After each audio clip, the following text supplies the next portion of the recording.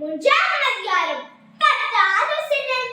யாரென்று சாமுவேல் அந்நாளில் கானான் வந்ததின காத்துஞ்சு பெற்றுக்கொண்ட அரசர்தான் சாமுவேல் என்ற சிறுவன்.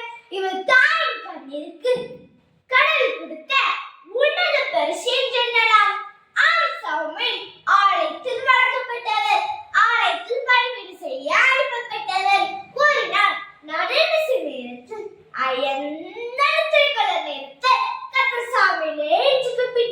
தன்னை அழைத்ததாக அறியாத சிறுவன் ஏலிதான் தம்மை அழைத்து சென்று அவரோடு சென்றார். சாமுவேல் ஒரு முறை அல்ல, இரண்டு முறை அல்ல, மூன்றாம் முறையும் ஏலிதான் தம்மை அழைத்து சென்று அவரோடு சென்றார். இது இரசத்தம் என்று அறிந்த ஏலி வழிகாட்டினார்.